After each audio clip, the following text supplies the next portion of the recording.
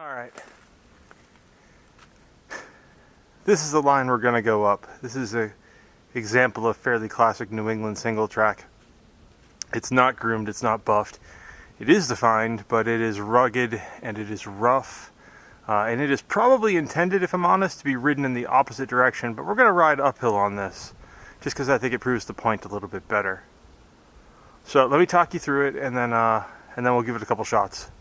This is the approach to it. You can see it's actually pretty smooth and slightly uphill, but no obstacles, no major trouble, no A-line, B-line nonsense, none of that. And then you come through this bit here, and you're confronted by a fairly large rock. I tend not to worry about large rocks because they don't move when you get on them. So you either just go around them or you get to go over them with traction and all that. Anyway, there's your uphill. So one of my pet peeves is people that cut off the line. So you got to make sure that you're paying attention to the boundaries of the trail and you're not widening the thing out.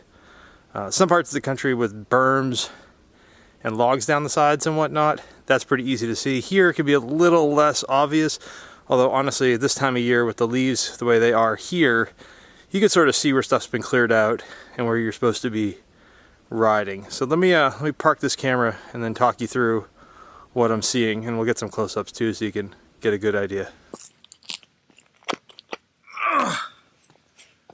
So I got the camera parked on that big rock I just showed you, and I'm going to be riding up and over that on my approach. So I'm not going to be able to carry a ton of momentum into this, so I can't hit the bottom of this with a whole lot of speed. But as you'll see over here, speed's not something I'd want a lot of anyway. And there are a couple factors you should keep in mind with something like this. The conditions, obviously it's a nice bright day, but the ground is covered in oak leaves. They're just littering everywhere. And it rained a couple days ago, so everything's still damp on the leaves. And if you're not used to that, you should know that wet leaves are nature's version of Teflon. You might as well treat them like they're ice. Super duper slippery. So I'm going to try to stay off all of that as well. So anyway, conditions. It's cold. I guess maybe that makes an effect on your tire durometer, but I don't know. It's fine. Anyway, also the equipment you're using. So in my particular case, I'm riding on a hardtail, because that's all I ever ride.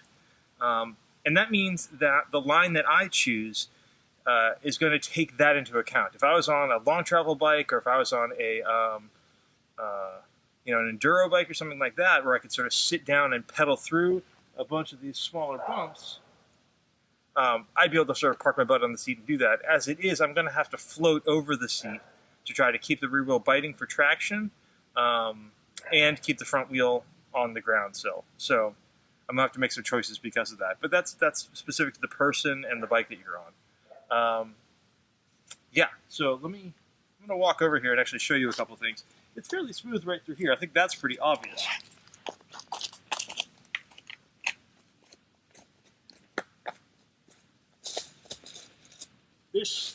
There are some ledges through here, so I'm going to come right up the middle of this, and I'm going to aim for this flat rock right here, this one, and I'm going to try to ride right up over that, going slightly to the left.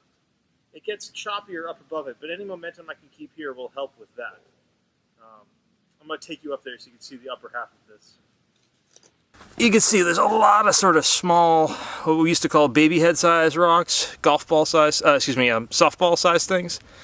And those are problematic because they'll roll around underneath you, they'll shift, they'll definitely mess you up. So tiny stuff just crunches underneath you, and that's not a problem. Big stuff tends not to move. It's this middle stuff that's really the bane of it all. Anyway, we're going to go up here. This is that flat rock I'm going to aim for.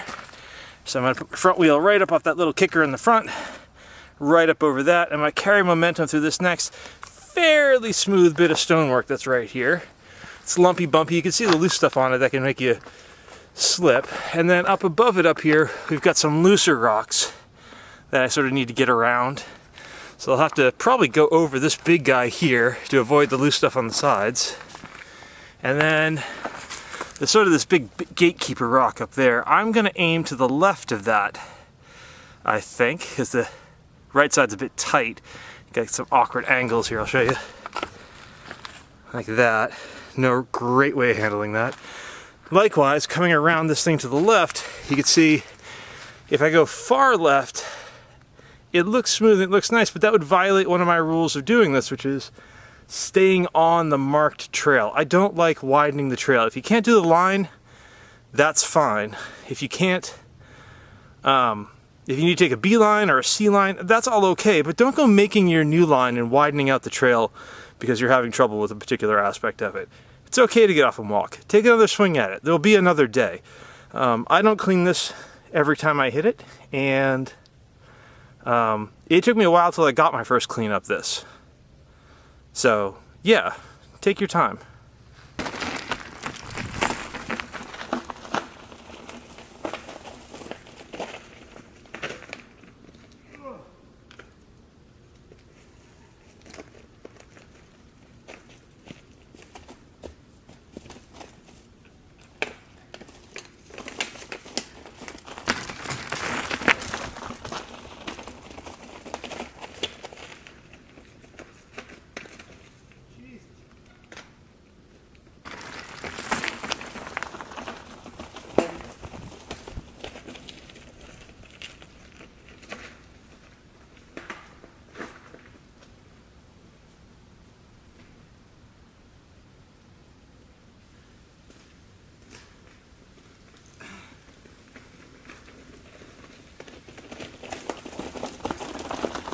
Three tries. Let's try the Casey Neistat here.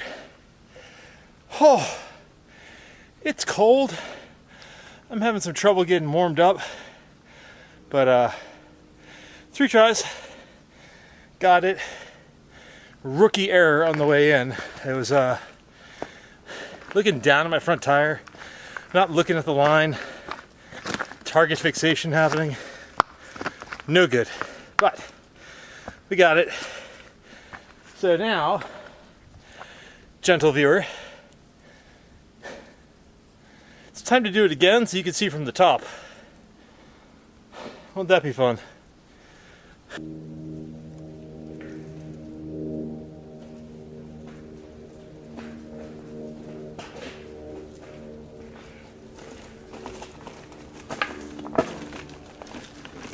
Ah, first try on that one.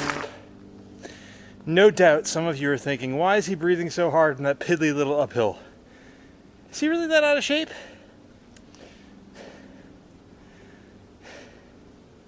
Yeah, I am. That's okay though. We're getting there. Anyway, patience. This one took me a long time to get, and even now, especially if I go into it cold like today, I didn't really ride any trails on the way here to get warmed up, so my brain's not quite full tilt. Anyway, that's how I pick a line. Your mileage may vary on that, depending on what you're riding and how fit you are, and what your objectives are. I mean, I'm not going to demo it, but you might have been able to run that faster than, if you were really good, than I just rode it, so pick your objective and then work towards your goal, I guess, huh? Let's see if there's any other bits in this trail that are worth showing you guys. Alright, found a new section. This is a short little move. You got a couple lines coming into it. Nice, clean approach.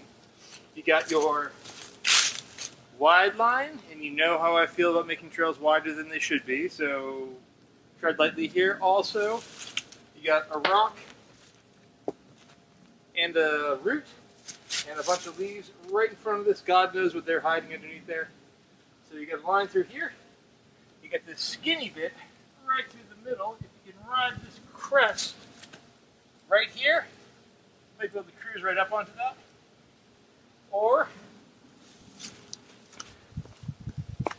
get this tight line over here, come right up through here. There's a couple of rocks you'd have to bump. The only trick there is going to be your wheelbase. You'll clear this with the front wheel, no trouble.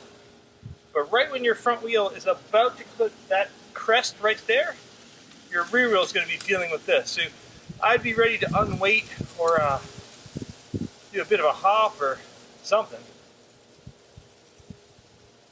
I'll probably go that middle crest. Let's see.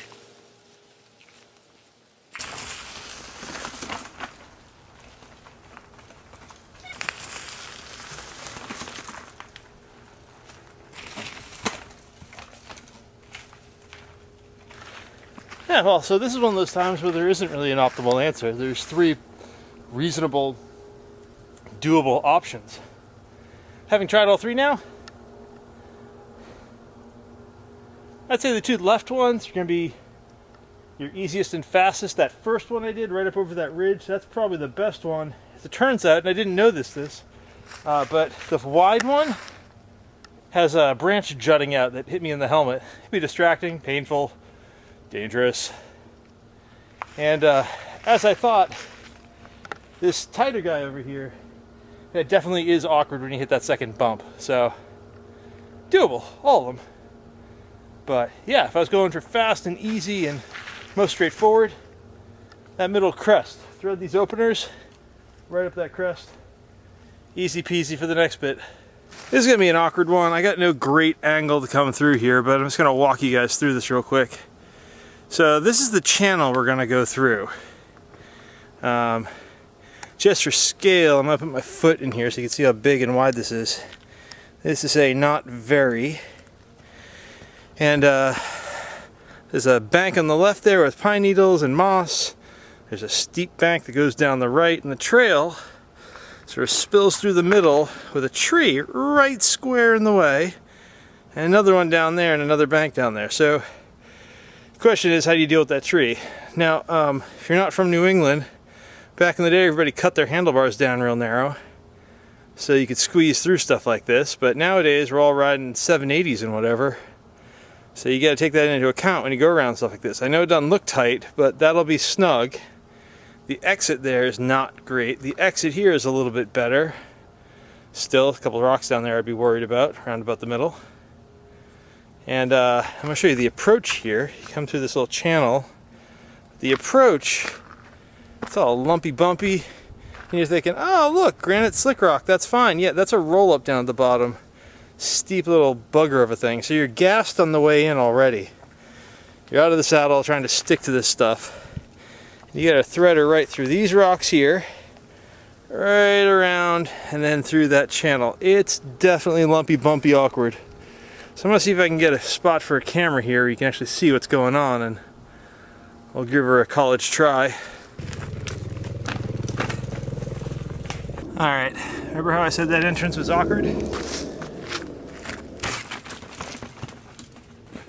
Alright, this is from the downhill looking uphill, so I'll be coming at you on this one. I just wanted to show you, like, there's a tombstone rock right here, ridge, that'll give you a hurt. This, uglier than it looks. You got this big crown up here in the middle, you get a channel just itching to eat you. Tree, square in the middle. Yeah, there's no great fast line, and your approach is just garbage on the way in. So, you know, it's all awkward and fun. It's yeah, see if I can give you a good shot of what it looks like coming out of this thing.